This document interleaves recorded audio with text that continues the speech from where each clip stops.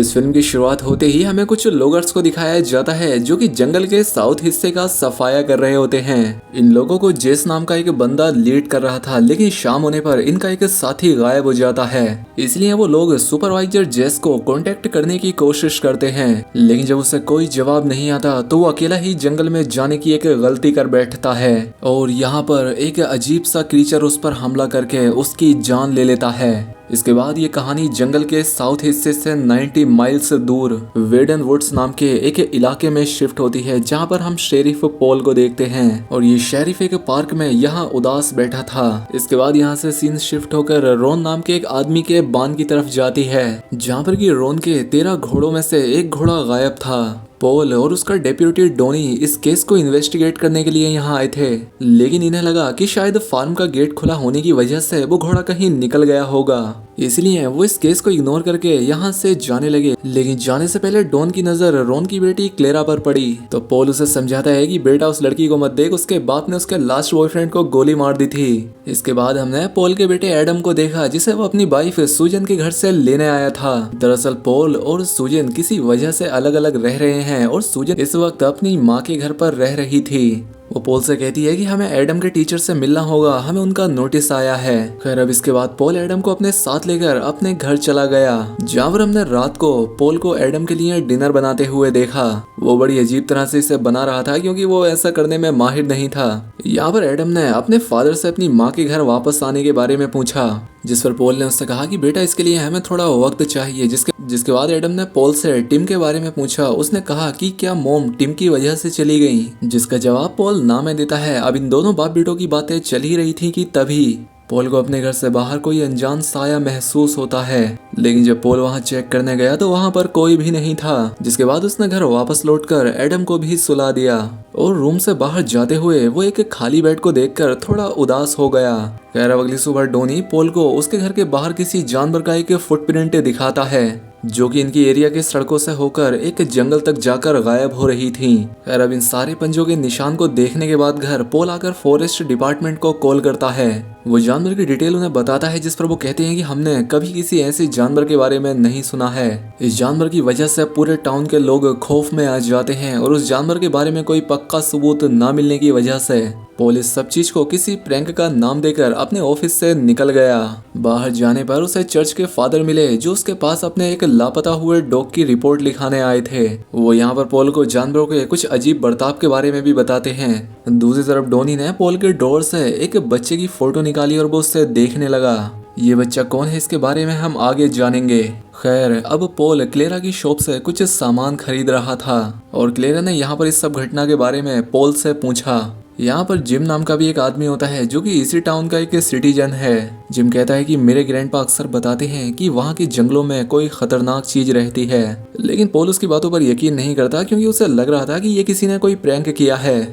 Paul ने यहाँ इन्हें सुबह उसकी फॉरेस्ट डिपार्टमेंट से हुई बातें भी बताई। जिम कहता है कि तुम्हारे दोस्त डोनी का भी काम हो सकता है, इसीलिए पॉल गुस्से में यहाँ से निकल गया। जब पॉल बाहर निकला तो उसे अर्ल मिला, जो कि एक हंटर होता है। वो पॉल से कहता है कि हर साल यहाँ पर बहुत सारे हिरन हुआ करते थे, लेकिन इस साल तो शहर के 5 माइल्स तक उसे एक भी हिरन नजर नहीं आया। मानो ऐसा लग रहा हो जैसे वो सब कहीं जंगल में ही गायब हो गए हों। साथ ही वो ये भी कहता है कि मैंने भी कभी ऐसे जानवरों के पंजों के निशान नहीं देखे हैं। खैर अब यहाँ से पॉल सीधा सूजन के घर गया अपने बेटे एडम को लेने के लिए, जहाँ पर उसकी वाइफ सूजन ने उसे बताया कि आज सुबह जब मैं और एडम पार्क में गए थे तो वहाँ के बच्चे बोल रहे थे कि ये एक शैतान का काम है। एडम को भी उसकी बातें काफी अजीब लगती हैं और साथ ही हमें ये भी पता लगता है कि सूजन ने 6 महीने पहले ही पॉल को छोड़ दिया था, क्योंकि इन दोनों के साथ कुछ ठीक नहीं चल रहा था, इसलिए ये दोनों अब अलग रह रहे थे। खैर अब रात में पॉल और एडम अपने घर आ ही रहे थे कि तभी एक अजीब सा जानवर सड़क पार करते हुए उनकी कार के सामने से निकल गया। जिसके बाद पॉल एडम को कार में ही छोड़कर खुद बाहर चेक करने के लिए गया, लेकिन उसे वहां पर रोन के गायब हुए उस घोड़े की बेल्ट के अलावा और कुछ भी नहीं मिलता। जब वो कार के पास वापस आया तो उसे रोन भी यहाँ नहीं मिलता, जिससे वो बहुत घबरा गया। ये देखकर वो जोर जोर से चिल्लाने लगा और तभी पास ही में उसे उसका घर दिखाई दिया। एडम अंदर चला गया था, वो उसे वहां पर मिल जाता है। वहीं दूसरी तरफ अर्ल का बार दिखाया गया। यहाँ पर हम डोनी को ड्रिंक करते हुए देखते हैं और अर्ल ने यहाँ पर उसे अपनी ग्रैंड माँ की कही हुई एक कहानी सुनाई। वो उससे कहता है कि इन जंगलों में आत्माएं रहती हैं और साथ ही उसने इसे एक लड़की के बारे में भी बताया जो कि कहीं खो गया था और बाद में उसकी लाश जंगल में एक 30 फीट ऊंचे पेड़ पर लटकी हुई मिली। और ये सारी बातें सुनकर यहाँ पर डोनी घबराने लगा था।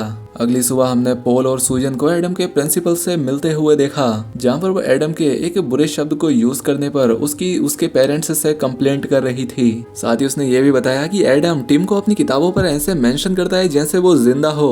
ये सुनकर सूजन भड़क गई। उसने कहा कि वो उसका भाई है, वो जैसे चाहे उसे मेंशन कर सकता है, जिससे हमें पता लगा कि टिम एडम का भाई था जिसकी कुछ समय पहले जान चली गई थी। लेकिन कैसे, ये हम जानेंगे आगे। खैर, वहाँ से निकलने के बाद पॉल सेमेट्री के सामने रुक गया, जहाँ पर वो टिम की कब्र को देख रहा था। और जब उसे रोड की दूसरी तरफ डोनी दिखाई दिया तो पॉल उसके पास चला गया। और जब ये दोनों यहाँ पर बातें कर रहे होते हैं तभी इन लोगों ने एक अजीब आवाज सुनी। नजर घुमाकर आसमान में देखने पर उन्हें लाखों की संख्या में वर्ड्स वहां से उड़कर जाते हुए दिखाई दिए। खैर, अब अगले सीन में हमने पॉल और डोनी को एक कैफे में बैठा हुआ देखा, जहाँ पर डोनी पॉल को उसकी अर्ल से हुई बातचीत के बारे में बताता है। उसने बताया कि माइल्डन वुड्स की वाइल्ड लाइफ खत्म हो चुकी है। वो जो चिड़िया हमने आसमान में उड़ती हुई देखी वो भी जंगल छोड़कर भाग रही थी। और इन चिड़ियों को साउथ की तरफ जाना चाहिए था, लेकिन वो नॉर्थ की तरफ जा रही थी। यहाँ पर डोनी ने पॉल से उस मरे हुए लड़के का भी जिक्र किया, जिस पर पॉल ने उसे सिर्फ एक हत्या का केस बताया। इसके बाद हम पॉल को उसके घर में बैठकर एक डिवोर्स पेटिशन को देखते हुए पाते हैं। इधर सूजन की कार को ठीक करने के बाद डोनी ने उसे बताया कि वो पुलिस ऑफिसर कैसे बना।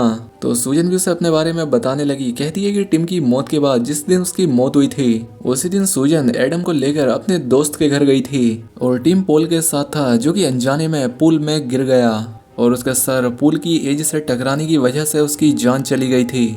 इस सब के लिए सूजन ने पॉल को ब्लेम किया और इसीलिए उसने उसे छोड़ दिया था। खैर, अब इसके थोड़ी देर बाद पॉल और डोनी रोन के घोड़े के उस तबेले में जाते हैं, क्योंकि इतनी रात में कोई उसके बांध के दरवाजे को बहुत तेजी से पीट रहा था और इसीलिए आज वो उसे पकड़ने की कोशिश करता है। लेकिन पॉल एक बार फिर से पड़ोस के बच्चों की शरारत कहकर इस बात को टालने की कोशिश करता है, लेकिन तभी बांध का लाइट एक जोरदार आवाज से टूट गया।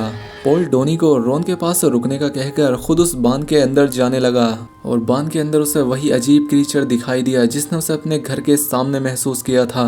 लेकिन पॉल को देखकर वो क्रीचर यहाँ से भाग गया, जिसके बाद पॉल और डोनी सुबह आने का डिसीजन लेकर यहाँ से चले गए। अगली सुबह ये दोनों फिर से रोन के बाग में आते हैं, जहाँ पर उन्हें बहुत ही अजीब से फुटप्रिंट और बड़े पंजों के निशान दिखे। जब घर आकर पॉल ने इस बारे में इंटरनेट पर सर्च किया तो उसे एक नॉर्थ अमेरिकन लेजेंड के बारे में पता चला। इसके बाद हम पॉल और उसकी फैमिली को एक छोटे रेस्टोरेंट में लंच करते हुए देखते हैं, जहाँ पर एडम और सुजन के साथ रहने की बात पर पॉल उनसे थोड़ा वक्त मांगता है। दूसरी तरफ हमने डोनी को क्लेरा की शॉप में देखा, जहाँ पर ये दोनों एक दूसरे को पसंद करने लगे थे। खैर, रात में जब पॉल अपने घर जा रहा होता है तो रास्ते में उसे एक हिरन मरा हुआ मिला। नीचे उतरकर जब वो चेक करने बढ़ा तो पीछे से उस क्रीचर ने उस पर हमला कर दिया, लेकिन इस हमले में उसे कोई चोट नहीं लगी और पॉल जल्दी से यहाँ से निकल लिया। और उसके जाने के बाद हम उस क्रीचर को जंगल से बाहर आते हुए देख पाते हैं। अगली सुबह हमने पॉल और डोनी को अर्ल के बार में देखा, जो कि यहाँ बैठकर उस क्रीचर के बारे में डिस्कस कर रहे थे। अब तक पॉल को भी उस क्रीचर पर यकीन नहीं था, लेकिन अब क्योंकि उस पर हमला हो चुका है तो उसे भी अब यकीन हो गया है। इसके बाद ये सीन यहाँ से कट होकर 3 हंटर पर फोकस होती है, जो कि जंगल में शिकार के लिए निकले थे, जहाँ पर क्रीचर पहले से ही घात लगाए बैठा था और देखते ही देखते उसने इन तीनों का खात्मा कर दिया। जब पॉल वापस लौटते हुए इस जंगल से गुजर रहा था तो उन 3 हंटर में से एक हंटर उसे मिला। वो काफी जख्मी था, इसीलिए वो उसे अपने साथ ले गया और उससे पूछताछ के बाद इन्हें ये बात क्लियर हो जाती है कि उस जंगल में जो भी है वो बहुत ही खूंखार और तेज है। इतने में ही पॉल को अर्ल का कॉल आया। उसने उसे जल्दी से जंगल में आने को कहा और वहां पहुंचने पर इन्हें उन हंटर की लाशें मिलती हैं। और हैरानी की बात यह थी कि इतनी बुरी तरह से कोई जानवर भी शिकार नहीं करता है। इसलिए पॉल जिम और अर्ल को जंगल से दूर रहने का कहकर खुद फॉरेस्ट डिपार्टमेंट को कॉल करके 2 दर्जन लोग यहाँ भेजने के लिए कहता है। अब शाम को मेडन वुड्स में बर्फीला तूफान आने की वजह से ये पूरा शहर खाली पड़ जाता है, क्योंकि सभी लोग अपने घरों के अंदर थे। इसी बीच डोनी पॉल के घर आया। यहाँ पर पॉल ने उसे एक रिपोर्ट दिखाई, जिसके अनुसार साउथ के जंगल में लोगर्स का एक पूरा ग्रुप कहीं गुम हो गया था, जो कि मूवी की शुरुआत में हमने देखा था। उसके मुताबिक इस जंगल को काटने की वजह से वो जानवर जानवर उस जंगल से आजाद हो गया है, जिसके 2 दिन बाद रोन के बांध से वो घोड़े गायब हुए। तभी जिम पॉल के घर एक टैप लेकर आया, क्योंकि कल पॉल ने जंगल में कुछ कैमरे लगाकर छोड़े थे जो इस टैप में रिकॉर्ड हुआ था, जिसमें से कि एक टैप में उस क्रीचर को तेजी से भागकर गायब होते हुए देखते हैं। खैर उन्हें यहाँ पर कुछ खास ना मिलने पर जिम और डोनी अपने घर के लिए निकल गए। अब पॉल जब रात में अपने घर पर कुछ एविडेंस चेक कर रहा था तो उसे एडम के चीखने चिल्लाने की आवाज सुनाई दी और जल्द ही उसे यह एहसास हो गया कि वो क्रीचर घर के अंदर आ गया है। वो जल्दी से एडम को लेकर बाथरूम में छिप जाता है और वहीं से वो डोनी को कॉल करके बुलाता है, लेकिन बदकिस्मती से डोनी भी आकर उस क्रीचर को पकड़ नहीं पाता। अब इसके बाद शेरिफ पॉल और उसके लोगों ने इस इलाके के लोगों को चर्च में इकट्ठा करके उन्हें सेफ रखने का उनसे वादा किया। अब ये लोग इस बारे में डिस्कस कर ही रहे थे कि तभी वो क्रीचर इन लोगों को सूंघता हुआ यहाँ तक पहुँच जाता है। अब वो क्रीचर चर्च का दरवाजा जल्द ही तोड़ने वाला था, इसलिए पॉल और डॉन इन सबको जल्दी से बेसमेंट में ले जाकर जिम और अर्ल की निगरानी में छोड़कर खुद उस क्रीचर के शिकार करने के प्लान पर जुट गए।